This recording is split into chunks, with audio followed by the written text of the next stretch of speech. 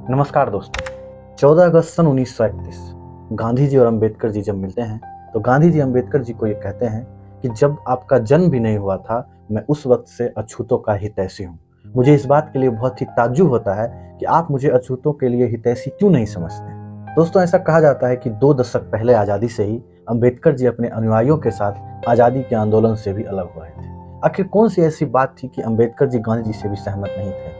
आइए इस वीडियो में हम आज जानते हैं अंबेडकर जी के जिंदगी से जुड़े कुछ ऐसे अनछुए पहलू को जो शायद आपको भी ना पता हो।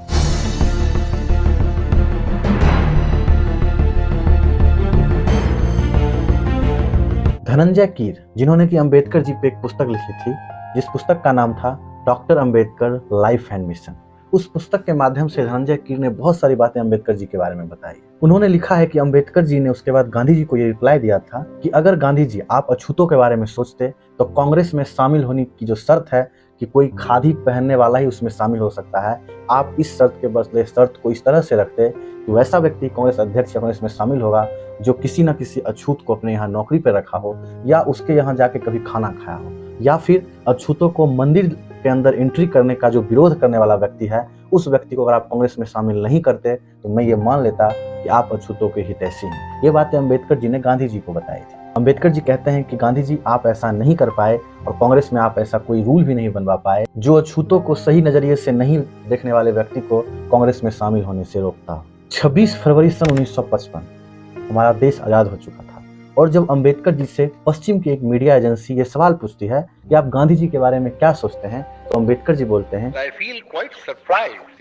at the interest the outside world, Western world particularly, seems to be taking in Mr. Gandhi. I cannot understand that. So far as India is concerned, he was, in my judgment, an episode.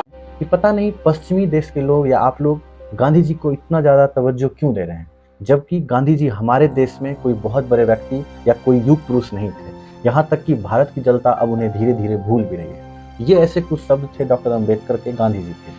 दोस्तों, doctor Ambedkar ji हमारे देश के सबसे ज़्यादा पढ़े लिखे व्यक्तियों में से एक। उन्होंने बीए और पीएचडी की डिग्री क्रमशः मुंबई के एलिफेस्टन कॉलेज और पीएचडी की डिग्री कोलंबिया के एक बहुत ही मशहूर यूनिवर्सिटी से ली। उन्हें किताबों को रखने का बहुत शौक था। ऐसा कहा जाता है कि उन्हें बागवानी का भी बहुत शौक था और वे अपने यहाँ कुत्ते को भी पालते थे। इनसाइड एशिया के लेखक जॉन गुथेर के अनुसार अंबेडकर जी जिस वक्त अपने मृत्यु के करीब थे उस वक्त लगभग उनके पास 35,000 किताब था।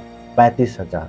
दोस्तों, अंबेडकर जी के बारे में ये चीज़ भी बहुत ही फेमस है कि वो अपनी किताब किसी को जल्दी पढ़ने के लिए नहीं देते थे। उनका ये कहना था, अगर आपको मेरा किताब पढ़ना है तो आप मेरे लाइब्रेरी में आके पढ़ें और फिर वहीं रख के चलें। जॉन गुथेर इनसाइड एशिया के लेखक एक बार ये चर्चा करते हैं अपनी किताब में कि डॉक्टर अंबेडकर जी एक बार जामा मस्जिद एरिया में गए थे जहाँ पे पुराने बुकों का बहुत सारा संग्रह रहता है। जब वो उस एरिया में गए तो वहाँ के लोग वहाँ जमा हो जाते हैं उनको देखने के लिए, और इन सभी चीज़ से अनभिज्ञ डॉक्टर अंबेडकर जी उस जगह पे भी लगभग 2 दर्जन किताब खरीदते हैं और फिर वापस आते हैं। तो कुछ ऐसा था उनका पुस्तक प्रेम, और जैसा कि हम आपको पहले भी बता चुके हैं लगभग 35,000 किताबें उनके लाइब्रेरी में थी।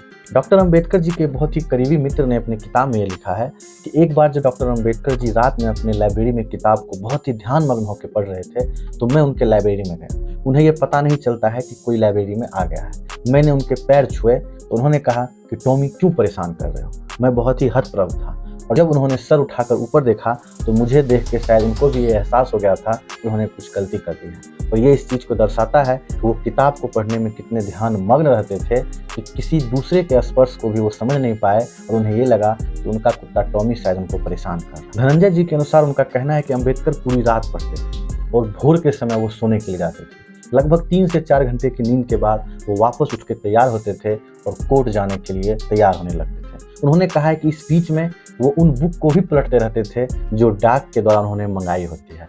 शाम को जब वो कोर्ट से वापस अपने घर आते थे तो ज़्यादातर वक्त ऐसा होता था कि उनके हाथ में किताबों का एक बहुत ही बड़ा बंडल होता था जो उन्होंने लौटते वक्त खरीदी होती थी। वो बागवानी में भी बहुत एक्सपर्ट थे। उनके बारे में ऐसा लिखा गया है कि एक बार ब्रिटिश अखबार डेली मेल ने उनके बागवानी की तारीफ अपने मुख्य पृष्ठ पर की थी। अपने कुत्तों से उनको इतना लगाव था कि जब उनका अपना कुत्ता मरा था तो वो फूट फूट कर बहुत दिन तक रोए थे।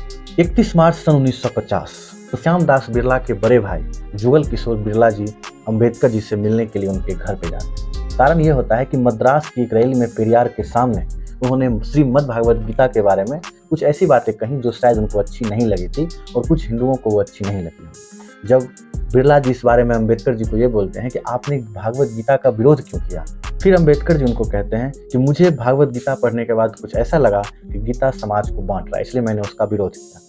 फिर बिरला जी कहते हैं कि देखिए आप ऐसा मत कीजिए, आप भी एक हिंदू हैं, इसलिए आप हिंदू को मजबूत कीजिए, ना कि आप गीता का विरोध कीजिए। इसके बदले में मैं आपको 10 लाख रुपए देता हूँ ताकि आप छुआछूत से लड़ सकें। तो इसमें अम्बेडकर जी का बात था, मैं खुद को नहीं बेचता हूँ। यानी कि एक बात तो कन्फर्म है कि अम्बेडकर जी और जैसा कि गांधी जी के बारे में मैंने बताया आपको, ये भी जब मिले, इन दोनों में बहुत सारे मतभेद थे और बहुत सारे मीटिंग्स के बाद इसमें पुनः पैक्ट भी एक है, ये अपने मतभेद को बहुत हद तक दूर नहीं कर पाए। पर हमारे देश के उस वक्त के नेताओं की खूबसूरती को आप देखिए कि जब देश आज़ाद हुआ और जब बात संविधान बनाने की आई, तो देश के सबसे पढ़े लिखे व्यक्ति अपने दम पे भी, अपने टैलेंट के दम पे भी और नेताओं के आपसी रजामंदी पे भी भारतीय संविधान के वो पिता कहलाए।